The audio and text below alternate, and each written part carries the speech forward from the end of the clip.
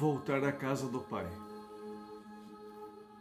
Com certeza muitos de nós já ouvimos uma palestra ou lemos algum texto acerca da parábola do filho pródigo, pois é um tema abordado nas mais diversas religiões.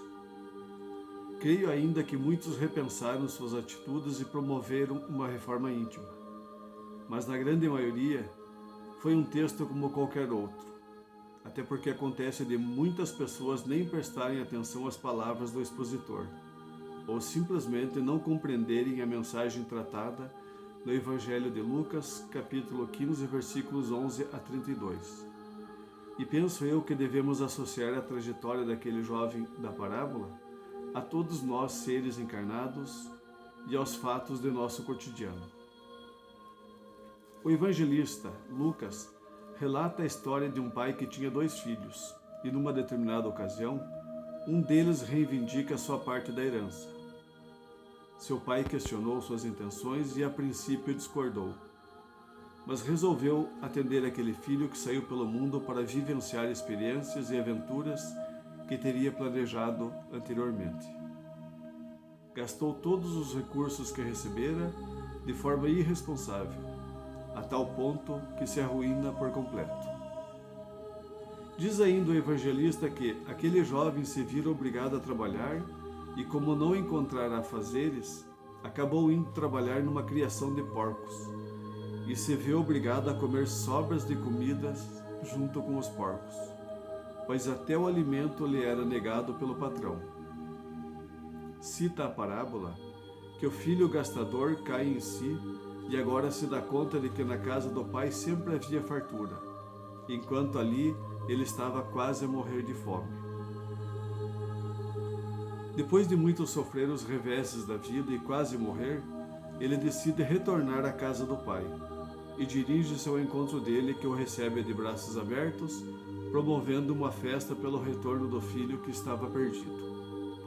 Havendo naquele lar grande regozijo, com exceção da insatisfação do outro filho que tinha permanecido com o pai, e que agora por ciúmes e revolta não aceitava aquela situação.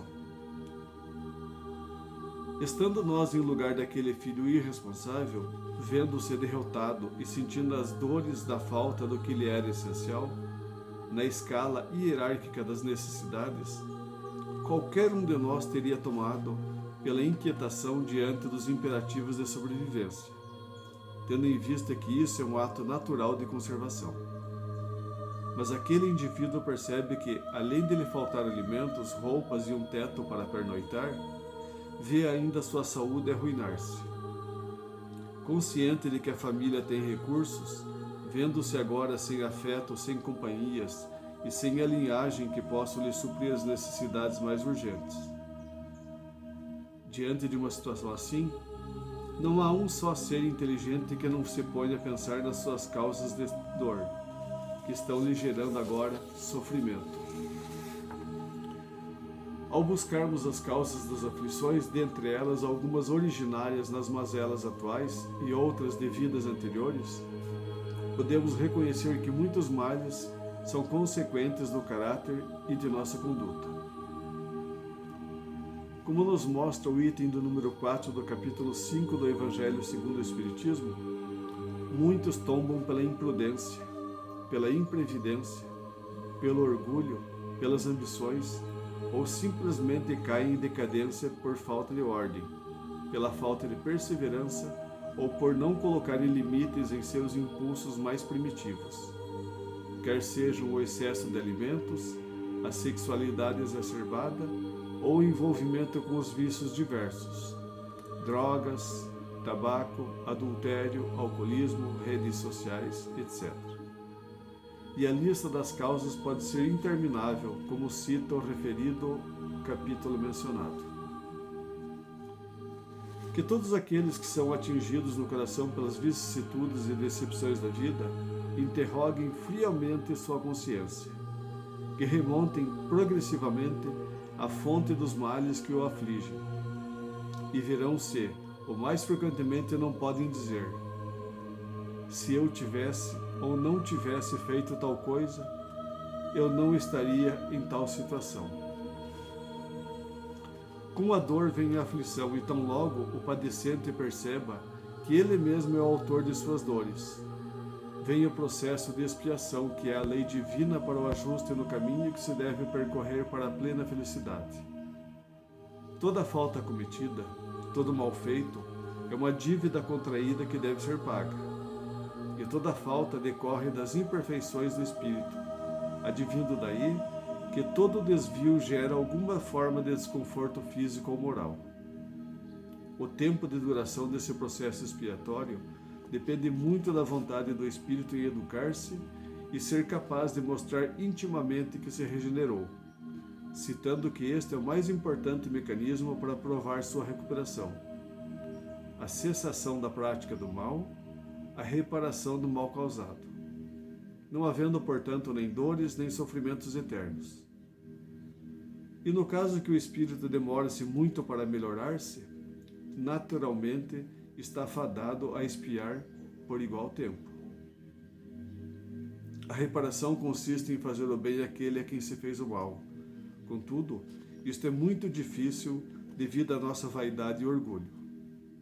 Entretanto, aquele que não reparar seus erros desta encarnação, por alguma impossibilidade ou simplesmente pela má vontade, acabará fazendo em uma existência posterior, conforme cita o artigo 17 do Código Penal da Vida Futura. O arrependimento pode dar-se por toda parte e em qualquer tempo.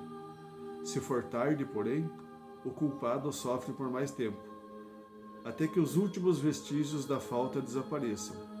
A expiação consiste nos sofrimentos físicos e morais que lhes são consequentes, seja na vida atual, seja na vida espiritual após a morte, ou ainda uma nova existência corporal.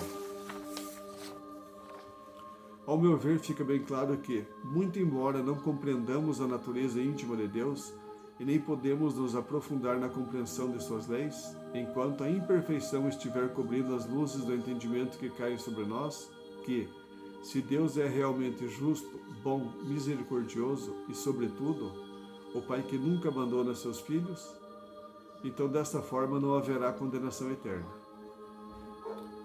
A dor que por vezes torna-se sofrimento para os que perderam sua fé e esperança é o mecanismo de aviso para o reajuste, ou seja, para a educação do sentimento para que alcance a condição de espírito puro, condição esta dos que já deixaram de fazer o mal e aprenderam a fazer o bem, reparando suas faltas e agora já têm os pensamentos e atos voltados para o bem contínuo e ininterrupto.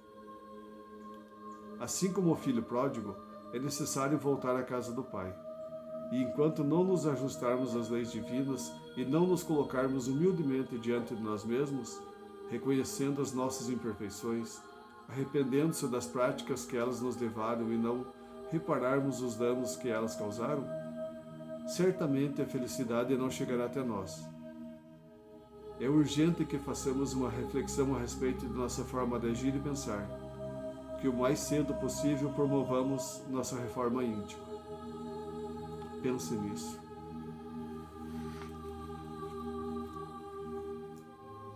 Se você gostou desse texto, compartilhe nas suas redes sociais, se inscreva em nosso canal, dá um joinha e ativa o sininho para receber as novas mensagens quando for atualizado. Que a graça de Deus esteja contigo e em seu lar hoje e sempre. Que assim seja.